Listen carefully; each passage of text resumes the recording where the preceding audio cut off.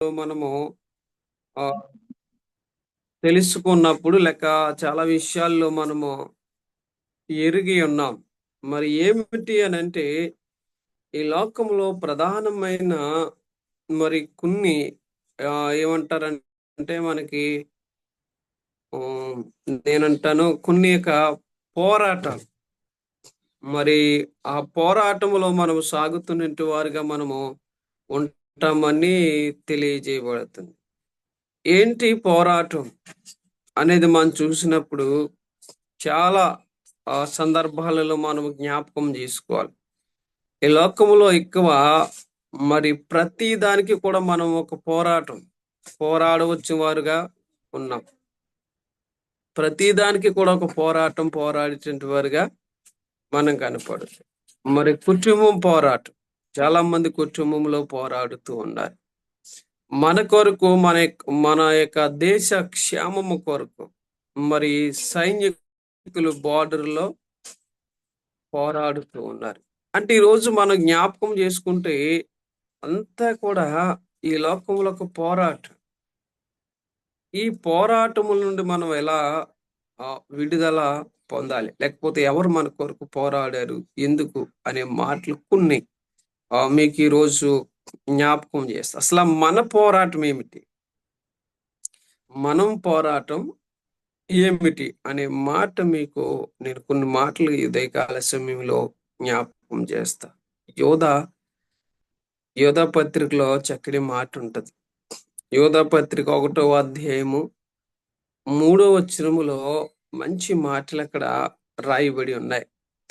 ప్రియమైన దేవుని బిడ్డలారా, ఈరోజు మనము ప్రతి చేయాలని ఆశపడుతున్నారు.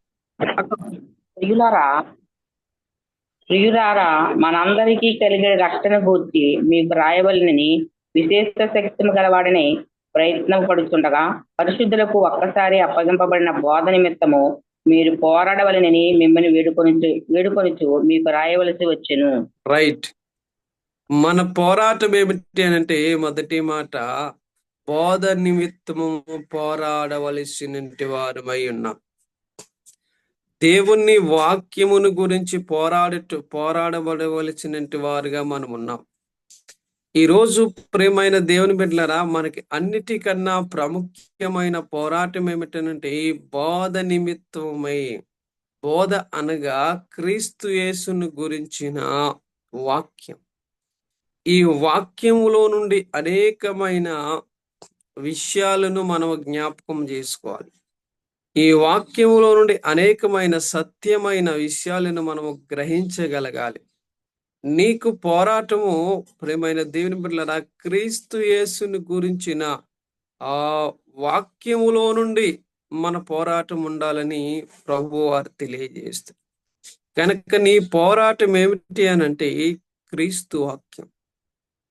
అందుకంటే మన పోరాటము దేని కొరకనంటే ఇదిగో బోధ నిమిత్తమే మీరు లోకములో యేసు ప్రభు వారు ఉంటూ ఆయన తెలియజేసిన మాట ఏమిటి అనంటే, ఇదిగో ఈ లోక రాజ్యము కొరకు కాదు గాని నా పోరాటం అంతా పరలోక రాజ్యము కొరకని యేసుక్రీస్తు ప్రభు వారు తెలియజేస్తారు.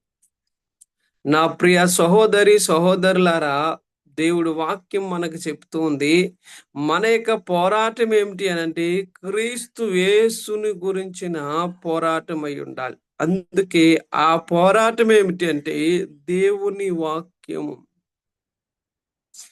దేవుడు వాక్యము కొరకు మనం పోరాడాలి అని అంటూ ఉన్నాడు. చాలా మంది చెప్తారు, అయ్యా నేను కుటుంబాన్ని నేను నడిపించలేకపోతున్నా, లేక నా కుటుంబాన్ని నేను పాలించలేకపోతున్నా, లేదా నా కుటుంబంలో అనేకమైన ఇబ్బందులు వస్తూ ఉన్నాయి, ఈ కుటుంబ పోరాటంలో నేను పోరాడలేకపోతున్నాను అనేటువంటి వారు చాలా మంది ఉన్నారు. ఈ ప్రియమైన దేవుని బిడ్డలారా, పోరాడవలసింది ఎవరు అనంటే నీవు లేకపోతే దేవుడి మీద ఆధారపడి ఉంటే నీ పోరాటం అంతా దేవుడే చూస్తాడు, మనుషులు కాదు. ప్రియమైన దేవుని బిడ్డ, ఏమి జరగాలన్నా దేవుడే మన జీవితాల్లో జరిగిస్తాడు.